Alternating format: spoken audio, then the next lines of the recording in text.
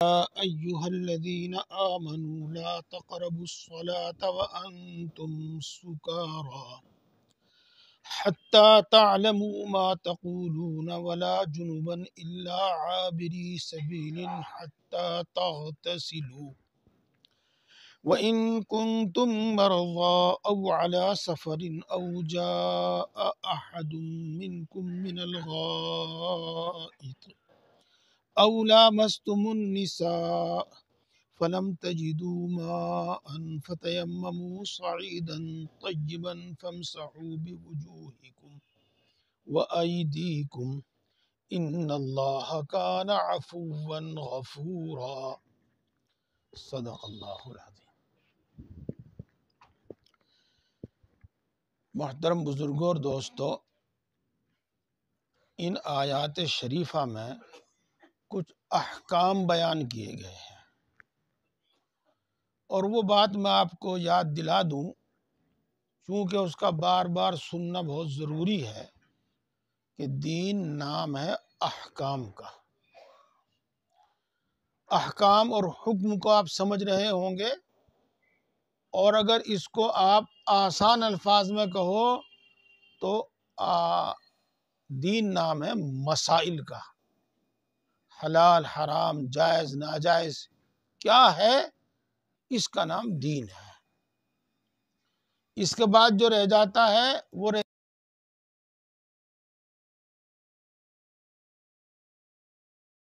کا شوق پیدا کرنا، رغبت پیدا کرنا، اور ان کی خلاف ورزی کرنے کی سے ڈرانا، جو عذاب اور انجام اس کا ہے وہ بتانا، پھر یہ رہ جاتا ہے۔ اور پورے دین میں یہی دو چیز ہیں، پورے قرآن پاک میں، پوری حدیث پاک میں بھئی یہی دو چیزیں ہیں۔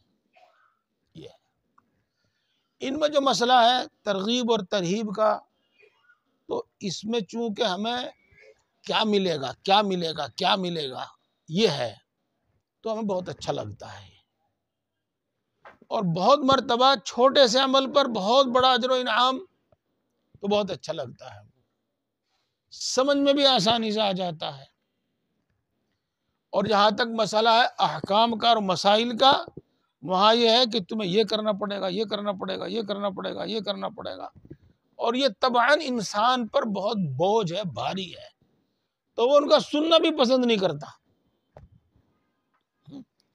دوسری بات یہ ہے کہ احکام اور مسائل کو سمجھنے میں ذرا سا دماغ لگانا پڑتا ہے، غور کرنا پڑتا ہے، توجہ کرنی پڑتی ہے، تو ہر آدمی غور کرتا نہیں، توجہ نہیں کرتا۔ بھائی یہ برا نہ مانیے، دیکھو بتا دو، ہم نے تو مجلس علم اور مجلس ذکر کے فضائل بیان کر دیے کہ بیٹھ کے سن لو، گوڈو کوڑی بھری اور آگ میچی، پڑھنے والا پڑھ رہا، باقی سارے گوڈو کوڑی بھرو بیٹھے سو رہے، ثواب تو مل ہی جائے گا۔ بس اسی کا نام رہ گیا تعلیم، آگے کچھ نہیں۔ توجہ دیجئے، دھیان دیجئے، بات سمجھیے۔ آج بھی آپ کو توجہ کرنی پڑے گی، کافی دھیان دینا پڑے گا جب یہ بات سمجھ میں آئے گی جو ان آیات شریفہ میں بیان کی گئی۔ اے ایمان والو، نماز کے پاس بھی مت جاؤ جب کہ تم نشے کی حالت میں ہو، حتیٰ کہ تمہیں یہ معلوم ہو جاوے کہ تم اپنی زبان سے کیا کہہ رہے ہو۔ اور اے ایمان والو، تم نماز کے پاس بھی مت جاؤ جب تمہارے اوپر غسل فرض ہو، جب تم جنابت کی حالت میں ہو، غسل فرض ہو تمہارے ذمہ، اس وقت نماز کے پاس بھی مت جاؤ، سوائے اس کے کہ تم سفر میں ہو، کہ سفر کی حالت کا حکم آگے آ رہا ہے، حتیٰ کہ تم غسل کر لو۔ اس کا مطلب میرے دوستو صاف صاف یہ ہوا کہ جب تک آدمی نشے کی حالت میں ہے نماز نہ پڑھے، اور جب آدمی کے ذمہ غسل واجب ہو جاوے تو جب تک غسل نہ کر لے اس وقت تک نماز نہ پڑھے۔ یہ بات صحیح ہو صاحب بھائی ہے؟ اب میں اس کا ایک مطلب بیان کروں گا اور تم سوچیو، کیا فجر کا یعنی رات کو کچھ ہوا اور صبح سورج بھی نکل گیا، اب غسل کیا ہی نہیں۔ اب بھائی نماز تو جب پڑھیں گے جب غسل کریں گے، نماز تو ہمارے پہ جب فرض ہوگی جب غسل کریں گے، جب ہم نے غسل ہی نہیں کیا تو نماز ہی نہیں فرض ہوئی ہمارے پہ ہے کہ تم نماز کے قریب نہ جاؤ حتیٰ کہ تم غسل کر لو۔ ہم نے غسل ہی نہیں کیا، نماز ہی فرض نہیں ہوئی ہمارے پہ، اللہ منع کر رہا ہے نماز نہ پڑھیو۔ دیکھو یہ مطلب آپ اس کا بالکل نہیں سمجھنے گے، اور جو بھی کوئی یہ مطلب سمجھانے کی کوشش کرے گا آپ یوں کہہ دو گے کہ یہ غلط ہے۔ اس کا مطلب یہ ہے کہ جب نماز کا وقت آ جاوے، اگر تمہارے دن میں غسل فرض ہے تو پہلے غسل کرو پھر نماز پڑھو۔ یہ نہیں کہ نہ غسل کرو نہ نماز پڑھو، یہ ہے کہ جب نماز کا وقت آ گیا اور تمہارے دن میں غسل فرض ہے تو غسل کرو اور نماز پڑھو۔ نماز تو فرض ہے، اپنے وقت کے اندر اندر اس کا پڑھنا فرض ہے، اس کو وقت سے لیٹ نہیں کر سکتے، مؤخر نہیں کر سکتے، اس لیے پہلے غسل کرنا ہے اور نماز پڑھنی ہے۔ بالکل اسی طریقے سے آپ سمجھ لیجئے گا کہ یہ اس وقت کا حکم ہے جب تک شراب حرام نہیں ہوئی تھی۔ اس وقت ایک موقع ایسا آیا کہ حضرت عبد الرحمن ابن عوف رضی اللہ تعالیٰ عنہ ایک مالدار صحابی تھے، انہوں نے کچھ صحابہ کی دعوت کر رکھی تھی، تو دعوت کے بعد یہ شراب بھی چلی اور اسی دوران مغرب کا وقت ہو گیا۔ مغرب کا وقت ہو گیا۔ یہاں میں آپ کو ایک بات بتا دوں، علماء حضرات بھی نوٹ کر لیں، عرب کا جو اصل دستور تھا وہ یہی تھا کہ وہ سورج نکلتے نکلتے ہی کھانا کھا لیا کرتے تھے۔ سورج غروب ہونے کے بعد نہیں کھاتے تھے کھانا، سورج غروب ہونے سے پہلے پہلے کھانا کھا لیتے تھے۔ تو عصر کے بعد سمجھ لو انہوں نے کھانا کھایا، شراب پی، اور مغرب کا وقت آ گیا تو نماز کے لیے کھڑے ہو گئے نشے کی حالت میں ہی۔ حضرت علی رضی اللہ تعالیٰ عنہ نے امامت فرمائی اور قل یا ایھا الکافرون پڑھی، اور اس میں ایسی غلطیاں کر دی جس سے بظاہر کفر لازم آ جاتا ہے۔ اللہ تبارک و تعالیٰ نے یہ آیت شریفہ نازل فرما دی کہ جب تم نشے کی حالت میں ہو اس وقت نماز مت پڑھو۔ اس کا مطلب یہ ہے کہ نماز کے وقت میں نشہ مت کرو، یہ نہیں کہ نشے کی حالت میں نماز نہ پڑھو، بلکہ مطلب یہ ہے کہ نماز کے وقت میں نشہ نہ کرو، شراب نہ پیو۔ نہ تم نماز کے وقت میں شراب پیو گے، نہ نشہ ہوگا، نہ نماز لیٹ ہوگی۔ چلو جی، امید ہے کہ ان دونوں باتیں آپ کی اب صحیح سمجھ میں آ گئی ہوں گی۔ میں پھر دوبارہ کہتا ہوں اور الگ سے بیان کرتا ہوں۔ شراب یہ عرب کی گھٹی میں پڑی ہوئی تھی اور اس کے بغیر وہ ایک دن نہیں رہ سکتے تھے، بلکہ وہ اس پر فخر کرتے تھے اور یوں کہتے تھے کہ بھئی جب تک تو سو کے اٹھتا ہے نا اس وقت تو میں 3 مرتبہ پی لوں۔ تو اس پر وہ فخر کرتے تھے، حالانکہ اللہ تبارک و تعالیٰ کے پچھلے تمام دینوں میں بھی، ادیان میں بھی شراب حرام تھی، تو اس کو حرام ہونا تھا دین اسلام میں بھی۔ لیکن اللہ تبارک و تعالیٰ انسانی طبیعت اور فطرت کو جانتا ہے، اور اسلام انتہائی آسان مذہب ہے۔ تو یہاں پر اللہ تبارک و تعالیٰ نے شراب کو ایک دم منع نہیں فرمایا، بلکہ جو اچھے لوگ تھے جن کی طبیعت کے اندر سلامتی اور نیکی تھی، اور وہ زمانے کفر میں بھی اس کو ناپسند کرتے تھے، انہوں نے خود اللہ کے رسول صلی اللہ علیہ وسلم سے سوال کیا کہ اے اللہ کے رسول صلی اللہ علیہ وسلم، شراب کے متعلق آپ کی کیا رائے ہے اور شراب کے متعلق آپ کا کیا فرمان ہے؟ تو رسول اللہ صلی اللہ علیہ وسلم نے اس کا کوئی جواب نہیں دیا۔ اللہ تبارک و تعالیٰ کی طرف سے اس کا جواب آیا، یسألونک عن الخمر والمیسر قل فیہما اثم کبیر ومنافع للناس۔ اس آیت شریفہ کا حاصل یہ ہے کہ یہ آپ سے شراب کے بارے میں اور جوئے کے بارے میں پوچھ رہے ہیں، تو آپ ان کو بتا دیجئے گا کہ ان کے پینے میں اور جوا کھیلنے میں کچھ فائدہ بھی ہے لیکن بڑا نقصان ہے، زیادہ نقصان ہے۔ عقل مند آدمی اور سمجھدار آدمی اسی سے سمجھ گئے کہ جس چیز کا نقصان زیادہ ہو اور فائدہ کم ہو وہ ٹھیک نہیں ہے.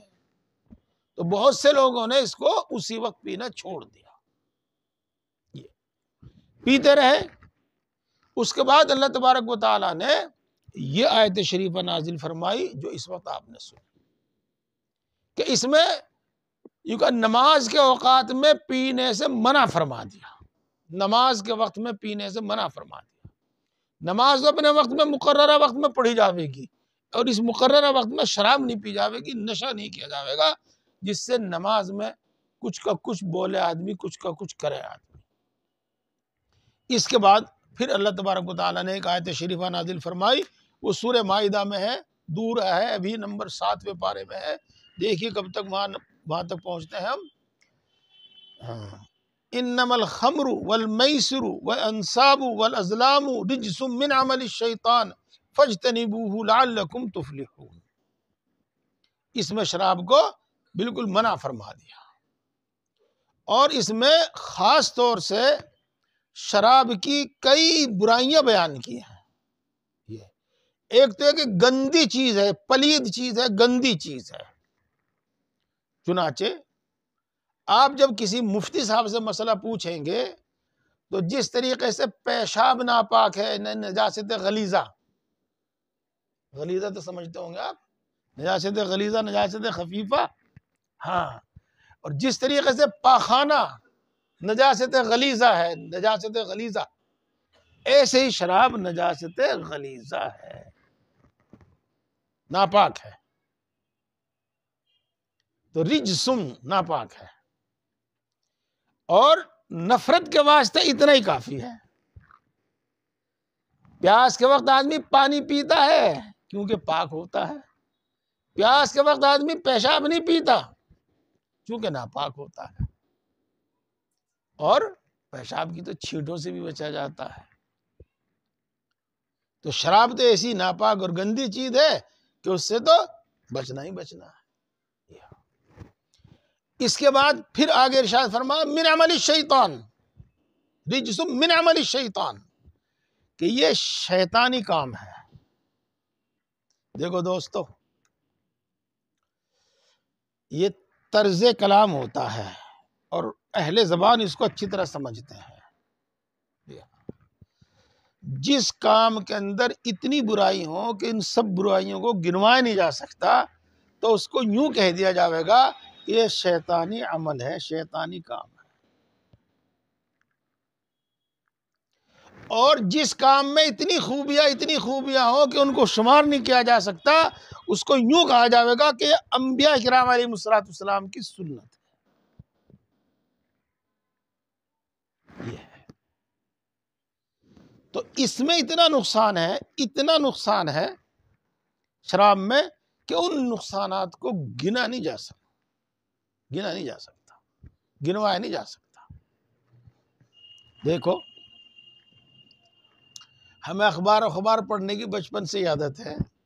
ہمارے استاد محترم حضرت قاری نعمت اللہ صاحب نابینا، ان کی لاٹھی تھے ہم. تو جہاں اور دوسرے کام کیا کرتے تھے، ان کو ہم اخبار بھی سنایا کرتے تھے. الجمعیت نام سے روزنامہ اخبار آیا کرتا تھا، وہ سنایا کرتے تھے ہم.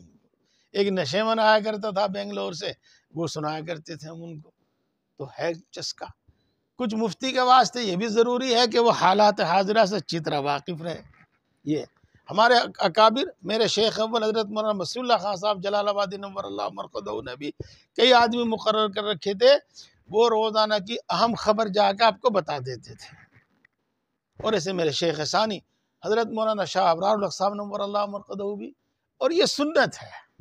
رسول اللہ صلی اللہ علیہ وسلم نے بھی مدینے میں ایسا آدمی مقرر کر رکھے تھے جو عام طور سے حالات پیش آنے والے، عمومی حالات، ذاتی نہیں، جو عمومی حالات ہے وہ آپ صلی اللہ علیہ وسلم کو بتائیں، آپ صلی اللہ علیہ وسلم کو باخبر رکھیں. تو اسی اس سے پڑھتے ہیں. ہم نے پڑھا تھا کہ امریکہ کے ڈاکٹروں نے فوج اور کچھ لوگوں کے واسطے یہ کہا کہ اتنی مقدار میں، یعنی ایک مقرر مقدار کری انہوں نے شراب پی لینا ٹھیک ہے، نقصان دہ نہیں ہے. انہوں نے یہ طے کیا. پھر اس کے بعد 5 سال کے نتائج پر انہوں نے غور کیا. 5 سال تک جنہوں نے وہ تھوڑی پی، ان کی مقرر کی ہوئی مقدار بھی، ان کا جو رزلٹ سامنے آیا تو انہوں نے پھر یہ طے کیا اس ڈاکٹروں کے پینل نے کہ اس کا ایک قطرہ بھی نقصان دہ ہے، اس کا ایک قطرہ بھی نقصان دہ ہے. اس کے علاوہ آپ مونگ پھلی کا ایک دانہ کھا لو، ایک گری کھا لو، وہ آپ کے جسم میں کچھ نہ کچھ بنائے گی. آپ ایک گلاس پانی پی لو، وہ آپ کے جسم میں کچھ بناوے گا. لیکن شراب ایک گھونٹ پی لو یا ایک گلاس پی لو، وہ کچھ نہیں بنانے گا. جو طاقت آپ کے جسم میں پہلے سے موجود ہے اسی میں وہ حرکت پیدا کرے گا. اور آپ جانتے ہیں کہ جب کوئی چیز حرکت میں آئے گی اور ضرورت سے زیادہ استعمال ہوگی، ضرورت سے زیادہ خرچ ہوگی تو وہ نقصان ہی بنے گا جسم کے اندر. اس لیے نقصان ہی نقصان دینے والی ہے. اس لیے اس کا کوئی نقصان نہ بتا کر اللہ ارشاد فرماتے ہیں کہ ناپاک ہے، گندی ہے اور شیطانی کام ہے. فَاجْتَنِبُوهُ، بس تم اس سے بچو. اسی واسطے شراب کا ایک گلاس بھی حرام اور اس کا ایک قطرہ بھی حرام. یہ البتہ شراب کے علاوہ جو اور نشیلی چیز ہے، مثال کے طور پر افیم ہے، اس کو دوا علاج میں اتنی استعمال کر سکتے ہیں جس سے نشہ نہ ہو، اور شراب ایک قطرہ بھی استعمال نہیں کر سکتے. بہرحال عرض میں یہ کر رہا تھا کہ شراب چونکہ عرب کی گھٹی میں پڑی ہوئی تھی اور اللہ تبارک و تعالیٰ ایک دم حکم دے کے سب کو مشقت میں نہیں ڈالنا چاہتے تھے، اس لیے بتدریج اس سے منع فرمایا. بتدریج آہستہ آہستہ اس سے منع فرمایا. پہلے یوں ارشاد فرمایا کہ اس میں نفع کم ہے، نقصان زیادہ ہے. پھر فرمایا کہ نماز کے اوقات میں مت پی جاوے، اور پھر فرمایا کہ اس کو بالکل نہ پی جائے. میرے دوستو، ہمارے نوجوان لوگوں میں یہ چیز بڑھتی جا رہی ہے، یہ بڑھتی جا رہی ہے. اور یاد رکھو یہ عالم بار بار تباہ ہوا ہے، برباد ہوا ہے اور بار بار بنا ہے. یہ ان انسانوں کے اعمال کی وجہ سے بنا اور ان انسانوں کے اعمال کی وجہ سے تباہ اور برباد ہوا. اب جو آزادی فری زندگی، آزادی جس میں برائیاں عام ہوتی جا رہی ہیں، تو یہ تباہی کی طرف بہت تیزی سے بڑھ رہا ہے، بہت تیزی سے بڑھ رہا ہے. ہمیشہ اللہ کے انبیاء کرام نے اور اللہ کے نیک بندوں نے، مومنین نے، مسلمانوں نے اس کو سنبھالا ہے. اگر مسلمان بھی سنبھلے رہے تو یہ دنیا بچی رہے گی، اور اگر یہ بھی اسی رو میں بہہ جائیں گے تو پھر اس کو بچانے اور تھامنے والا اور کوئی نہیں ہوگا. اللہ کے فیصلے اعمال کے مطابق ہوتے ہیں، اعمال کے حساب سے ہوتے ہیں. اس لیے شراب سے اور نشے کی تمام چیزوں سے بہت دور رہو، بہت دور رہو، بہت دور رہو. میں اس کی آپ کو ایک مثال دیتا ہوں اور قریباً سبھی سمجھ جائیں گے. یہ ہمارا جو موبائل ہے نا، اس کو آپ ایک بار کھول لو، اس کا فیس بک کھول لو، یوٹیوب کھول لو، اور کیا اس میں پروگرام ہے وہ کھول لو، اور اسے کھول کے دیکھنا شروع کر دو. اب کیا ہوگا؟ ایک کے بعد دوسرا، دوسرے کے بعد تیسرا، تیسرے کے بعد چوتھا. آدمی اس میں اتنا گھس جاوے گا کہ جب تک تھک نہیں جاوے گا، جب تک نہیں چھوڑے گا. یہ جب تک کوئی بہت ضروری کام سامنے نہیں آ جاوے گا اس وقت تک اس سے پیچھے نہیں ہٹے گا. یہی حال شراب کا، نشے کا ہے کہ اگر اس میں آدمی تھوڑا بھی لینا شروع کر دے تو اس میں روز بروز بڑھتا چلا جاوے گا. اور اس وقت تک اس کو عقل نہیں آنے کی جب تک وہ راستوں میں کبھی یہاں پڑا، کبھی وہاں پڑا، کبھی نالی میں پڑا، کبھی کوڑے پہ پڑا، اس وقت تک اس کو سمجھ نہیں آئے گی کہ تو نے کوئی برا کیا، تو نے کوئی غلط کام کیا. اس کے بعد اس کو سمجھ آ سکتی ہے. جب اس کے پھیپھڑے خراب ہو جائیں گے اور ڈاکٹر صاحب یوں کہیں گے کہ بھائی بالکل ختم ہو گیا، تب سمجھ آئے گی کہ ہاں تو نے برا کیا. لیکن اس وقت تک وہاں نوبت پہنچ گئی ہوگی جہاں سے پھر آدمی کا صحیح ہونا اور واپس آنا مشکل ہوتا ہے. اب آگے چلتے ہیں. اور تم نماز بھی اس وقت تک نہ پڑھو جب تک غسل نہ کر لو. تو غسل کرنا فرض ہے. آپ جانتے ہیں، سب جانتے ہیں ماشاءاللہ کہ نماز شروع کرنے سے پہلے کچھ فرض ہیں جن کو ہم باہر کے فرض کہتے ہیں. کپڑے کا پاک ہونا، جسم کا پاک ہونا، جگہ کا پاک ہونا، وقت کا ہونا، قبلے کی طرف رخ ہونا وغیرہ. تو اسی میں سے ایک یہ چیز ہے کہ جسم پاک ہو، باوضو بھی ہو، اور اس کے ساتھ ساتھ غسل والا بھی ہو، پاک ہو. جس کو دیکھو، یہ میں بار بار عرض کرتا ہوں کہ اسلامی الفاظ ہیں، دینی الفاظ ہیں، ان کو یاد رکھا کرو، یاد رکھا کرو، ان کو بولا کرو. حدث اصغر اور حدث اکبر. حدث اصغر سے بھی پاک ہونا ضروری ہے اور حدث اکبر سے بھی پاک ہونا ضروری ہے. میں آپ کو مثال میں، حدث اکبر یعنی بے غسل ہونا، اور حدث اصغر یعنی بے وضو ہونا. اردو کتابوں میں یہ الفاظ استعمال کیے جاتے ہیں. ان الفاظ کا مطلب ہم سمجھتے نہیں ہیں تو کتاب نہیں سمجھ میں پاتی، اور پھر اٹھا کر رکھ دیتے ہیں، ہماری تو سمجھ میں نہیں آتی. یہ ہے، تو دونوں سے پاک ہونا ضروری ہے. البتہ اگر کوئی سفر کی حالت میں ہو، اور آج کا سفر نہیں، اس زمانے کا سفر جس میں عام طور سے پانی نہیں ملتا تھا، اور آدمی اپنے ساتھ اتنا پانی نہیں رکھ سکتا تھا کہ وہ نہا بھی لے. وہ تو اتنا ہی پانی ساتھ رہ جاوے، جس کو وقت ضرورت پی لے تو کافی ہے. تو اس کے لیے اللہ تبارک و تعالیٰ نے آگے حکم بیان فرمایا ہے. یہی مطلب ہے ان آیات کا، یہاں تک جو میں نے آپ کے سامنے بیان کی. اس کے بعد ایک حکم اللہ تبارک و تعالیٰ نے مستقل طور پر بیان فرمایا. وہ حکم کیا ہے؟ وہ حکم یہ ہے کہ اگر نماز کا وقت ہو جائے اور تم پانی نہ استعمال کر سکو، پانی وضو نہ کر سکو، تم غسل نہ کر سکو، اور اس کا بڑا سبب یہ ہے کہ تم پانی استعمال نہ کر سکو. پانی استعمال نہ کرنے کی دو صورتیں ہیں. ایک تو ہے کہ پانی موجود نہ ہو، جب موجود نہیں تو استعمال نہیں کر سکتا. دوسرا یہ کہ پانی تو موجود ہو لیکن آدمی کے جسم میں کوئی ایسی بیماری ہو جس کی بنا پر وہ پانی استعمال نہیں کر سکتا، ہاتھ منہ نہیں دھو سکتا، آدمی جسم نہیں دھو سکتا، کوئی ایسی بیماری ہو. دوستو، اس کی تفصیل تو آپ کو ملے گی بہشتی زیور میں، اس کی تفصیل تو آپ کو ملے گی تعلیم الاسلام میں. یہاں میں اگر بیان بھی کر دوں تو آپ کو سمجھ میں نہیں آئے گی، کیونکہ علمی باتیں جو ہیں وہ ایک ایک بات سنی جاوے اور سمجھی جاوے اور بس، پھر دوسری بات سمجھی جاوے اور بس. اور ایک ہی دن میں بہت ساری باتیں اگر سن لیتے ہیں تو وہ سمجھ میں نہیں آتی اور محفوظ نہیں رہتی. اگر پانی کے استعمال سے بیماری پیدا ہونے کا اندیشہ ہے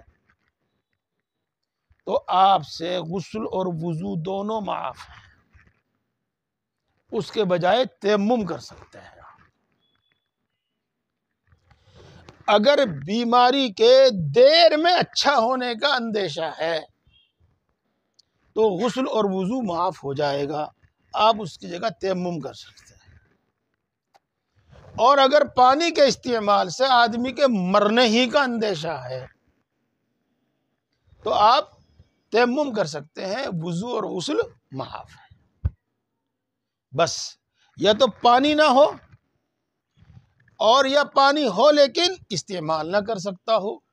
استعمال کرنے میں ان تین اندیشوں میں سے کوئی ایک اندیشہ ہو. یہ مجمل سی بات ہے، اور تفصیلی بات وہ آپ کو کتابوں میں ملے گی. مثال کے طور پر میں یہاں موجود ہوں، یہاں تو پانی نہیں ہے لیکن کچھ دور پانی ہے، تو میں وہاں جاؤں، وضو کر کے آؤں، غسل کر کے آؤں، وہاں سے پانی لے کر آؤں، یا یہی تیمم کر لوں. تو اس طرح کے مسائل یہ رسول اللہ صلی اللہ علیہ وسلم نے بیان فرمائے. صحابہ کرام رضوان اللہ تعالی علیہ مجمعین کو اس طرح کی ضرورتیں پیش آئی اور انہوں نے آپ صلی اللہ علیہ وسلم کے سامنے رکھے تو آپ نے حکم بیان فرمایا، اور ان سب باتوں کو سامنے رکھ کے فقہاء کرام نے ہمارے سامنے مسائل رکھے۔ تو یوں فرماتے ہیں کہ اگر 1 میل دور پانی ہے، آپ کو میں اندازن بتا رہا ہوں، پورا حساب نہیں لگایا تھا، موٹا سا حساب بتا رہا ہوں، یعنی 1.5 کلومیٹر پانی دور ہے، تو ایسی صورت میں وہاں جا کر پانی لانا، غسل کرنا، وضو کرنا ضروری نہیں ہے، آپ تیمم کر سکتے ہیں۔ اور اگر اس سے کم دور ہے پانی تو آپ کے ذمہ ضروری ہے کہ جاؤ پانی لاؤ، یا وہیں پر وضو اور غسل کرو، نماز پڑھو، چاہے نماز قضا ہو جاوے، لیکن آپ بے وضو بے غسل کے نماز نہیں پڑھ سکتے۔ ہاں اگر 1 میل سے دور ہے تو پھر آپ کے لیے اجازت ہے کہ آپ تیمم کر کے نماز پڑھ لو، بلکہ اس وقت قضا کرنے کی اجازت نہیں ہے، اسی حال میں تیمم کر کے نماز پڑھو۔ اور اسی طریقے سے سینکڑوں مسائل اس سے متعلق آئیں گے آپ کے سامنے، تو اس وقت ان کا حل علماء کرام بتائیں گے۔ مثال کے طور پر میں بے وضو ہوں اور میرے ساتھ 2 لیٹر پانی بھی ہے، میں اس میں وضو کر سکتا ہوں، اور اعضائے وضو 3 بار دھونا سنت ہے، 1 بار دھونا فرض ہے، کم سے کم 1 بار تو میں دھو ہی سکتا ہوں۔ ناک میں پانی دینا فرض نہیں ہے، کلی کرنا فرض نہیں ہے وضو میں، تو نہ کروں ناک میں پانی، نہ کلی کروں، 1 مرتبہ آدھا وضو کو دھو لوں۔ تو میں اس کو پانی کو پینے کے واسطے بچا کر رکھوں یا اس پانی سے وضو کروں، ہے نا؟ تو یہ سب مسائل علماء کرام بیان فرماتے ہیں قرآن و حدیث میں غور کر کے۔ یہاں حکم یہی ہے کہ اگر پانی کی کہیں سے کوئی آس امید نہ ہو تو اس پانی کو پینے کے لیے رکھو اور تیمم کرو۔ اب آپ کو اس کا ترجمہ سمجھ میں آ جائے گا انشاءاللہ سب کچھ۔ اور اگر تم بیمار ہو اور بیمار ہونے کی وجہ سے پانی استعمال نہیں کر سکتے، وہ میں نے آپ کو بتا دیا، میں دوبارہ پھر بتاتا ہوں، کیا پانی کے استعمال سے جان کا خطرہ ہو، پانی کے استعمال سے بیماری کے بڑھ جانے کا دیر میں صحیح ہونے کا اندیشہ ہو، پانی کے استعمال سے بیماری پیدا ہو جانے کا اندیشہ ہو، تو آپ پانی استعمال نہ کریں۔ مثال کے طور پر جوانوں کے لیے نہیں، بوڑھوں کے لیے، اگر اس ٹھنڈے پانی میں جو ٹینک میں سے آتا ہے رات بھر کا ٹھنڈا، اس سے غسل کرنا پڑ جاوے تو اللہ ہی خیر کرے بھائی، پتہ نہیں بچے گا یا مرے گا۔ ہاں، تو اب کیا کرنا چاہیے؟ اب یہ کرنا چاہیے کہ گرم پانی کرو، گرم پانی کر کے غسل کرو، گرم پانی کر کے غسل کرو۔ ہاں اگر گرم پانی کا انتظام نہیں ہے تو تیمم کر لو، تیمم کر لو۔ یا تم سفر میں ہو، اور جیسے میں نے بتایا آج کل تو جگہ جگہ ہر 10 کلومیٹر کے بعد 5 کلومیٹر کے بعد بستیاں ہیں، پکے راستے ہیں، ذرا سی دیر میں کہیں سے کہیں پہنچ جاتے ہیں۔ وہ زمانہ ایسا نہیں تھا، جنگلوں میں کو سفر کرنا پڑتا تھا، تو سفر میں پانی کا ملنا بہت دشوار ہوتا تھا۔ او جاء احد منکم من الغائط، یا تم میں سے کوئی پیشاب پاخانہ کر کے آوے، اور جانتے ہو آپ پیشاب پاخانے سے بھی وضو ٹوٹ جاتا ہے۔ او لامستم النساء، یا تم میں سے کوئی عورتوں کو چھوئے، یعنی ہم بستر ہو، جمع کریں۔ میں نے پہلے دوسرا ترجمہ کیا اور وہ جان بوجھ کے کیا، اور بتاؤں گا میں نے کوئی ترجمہ کیوں کیا۔ تو ان جمع کرے، تو ان جمع کرنے سے غسل ہی ٹوٹ جاتا ہے۔ تو فلم تجدوا ماء، پھر تم کو پانی نہ ملے، پانی میسر نہ ہو، اور اس میں وہ بھی شامل ہو گیا کہ پانی موجود ہو اور تم اس کو استعمال کرنے پر قادر نہ ہو۔ فتیمموا صعیدا طیبا، تو تم تیمم کرو پاک مٹی سے۔ پہلے تو آگے آ رہا ہے، ویسے میں یہی بتا دوں آپ کو تیمم کسے کہتے ہیں، تیمم کیا ہے۔ تو دیکھو تیمم کا مطلب آپ صرف اتنا ہی سمجھو کہ مٹی ہو، یا مٹی کی قسم کی، مٹی کی جنس کی کوئی چیز ہو، تو اس پر آپ یہ دونوں ہاتھ اس طرح رکھیں گے، آگے پیچھے کر لیں گے، صحیح سے اس پر مٹی لگ جائے گی، اور اس پر مٹی لگ جانے کے بعد پھر آپ اس کو اس طریقے سے جھاڑ دیں گے تاکہ منہ، چہرہ، ہاتھ پاؤں خراب نہ ہو، اور اس کے بعد پھر اس کو خوب اچھی طریقے سے پورے چہرے پہ پھیر لیں گے ایک ہی بار، 3 بار پھیرنے کی ضرورت نہیں، دھونا تو 3 مرتبہ سنت ہے، لیکن تیمم میں مسح ایک ہی مرتبہ کافی ہے۔ اس کے بعد پھر آپ دوبارہ زمین پر اسی طرح ہاتھ ماریں گے، اور پھر اس کو اسی طرح جھاڑ لیں گے تاکہ ہاتھ خراب نہ ہو جائے، اور پھر اس کو خوب اچھی طریقے سے کہ کہیں سے ہاتھ پھرے بغیر نہ رہ جاوے، سب جگہ ہاتھ پھر جاوے، یہ ہاتھ اس طرح ہوگا، پہلے دائیں طرف پھر یہ دائیں ہاتھ سے بائیں، اسی طریقے سے خوب صحیح سے اس کو پھیر لیں گے۔ اس کا نام تیمم ہے، نہ مسح کرنا ہے، نہ پیروں پہ ہاتھ پھیرنا ہے، بس ایک ہاتھ چہرے پہ پھیر ایک بار، اور ایک بار ہاتھ دونوں ہاتھوں پر کونیوں سمیت پھیرنا ہے، یہ تو ہے تیمم۔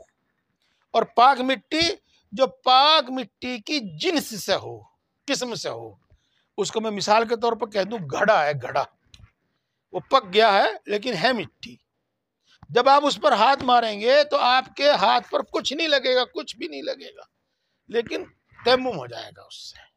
یہ جو ہے، یہ میرے خیال سے اس کے اوپر یہ مٹی کی جنس سے نہیں بلکہ کوئی پولش ہے، تو اس پہ نہیں ہونے کا، میرے خیال سے یہ بھی مٹی کی جنس سے نہیں، یہ بھی کچھ اور ہی ہے، تو اس پہ تیمم نہیں ہونے کا۔ ہاں وہ جو کلی ہوتی تھی سفید کلی، وہ مٹی کی قسم سے ہے، اس پر تیمم ہو جائے گا۔ اسی طرح یہ پتھر ہے، پتھر ماربل جس پہ بالکل دھلا ہوا، جس پہ کچھ نہیں، مٹی کی طرح، اس پر بھی تیمم ہو جائے گا۔ یہ ہے، ہاں بتا دوں یہ مسئلہ ہے۔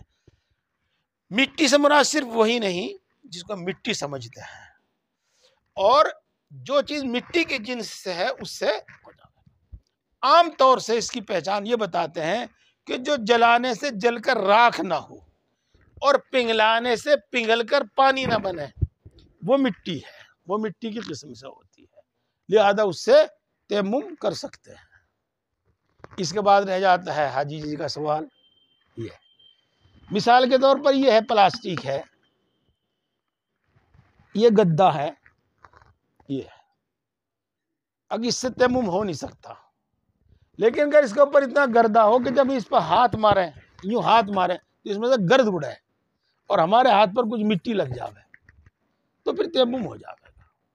اس پر اتنا گردا پڑا ہوا ہو کہ جب ہم یوں ہاتھ مارے تو ہمارے ہاتھ پر کچھ مٹی لگ جاوے تو پھر تیمم ہو جائے گا، کیونکہ پھر تیمم اس پہ نہیں ہوا بلکہ اس پر جو مٹی ہے، گرد ہے، اس پہ ہوا، اس گدے پہ تیمم نہیں ہوا، اس گدے میں جو گرد بھری ہوئی ہے، مٹی بھری ہوئی ہے، اس سے تیمم ہوا۔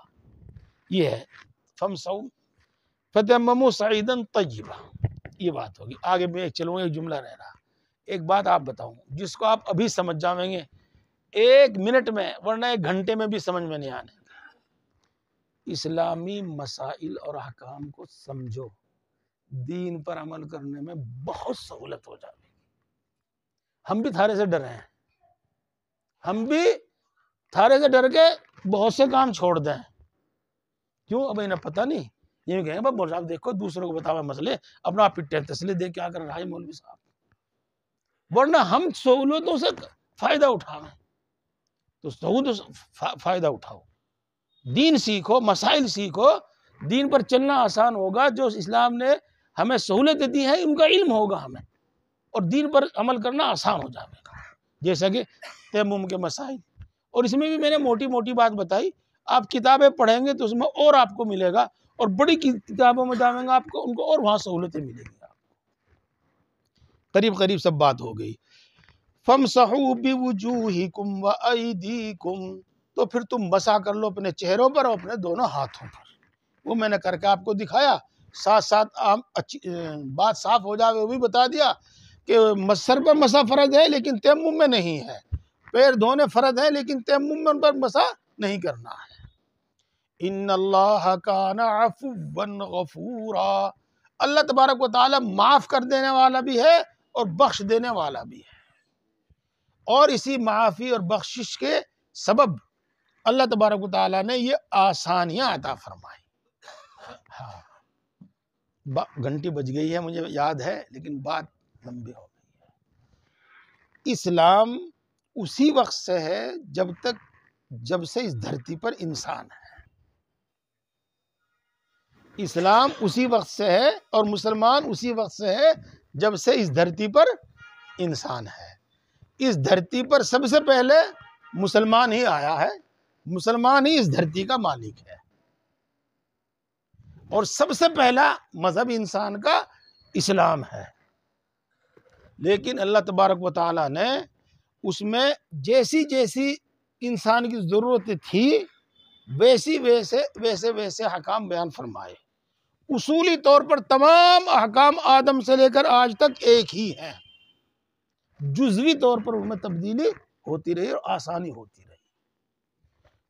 یہود وہ بڑی سرکش، نافرمان، ضدی قوم ہے، اس لیے اللہ تبارک تعالیٰ نے جان بوجھ کر اس پر کچھ احکام سخت لازم کیے تھے۔ پھر جتنی سہولت ممکن تھی وہ اسلام میں یعنی آخری دین میں ہمیں عطا کر دیے گئے۔ ہم علم دین حاصل کریں، مسائل کا علم حاصل کریں، انشاءاللہ العزیز بڑی سہولت ہو جاوے گی عمل کرنا۔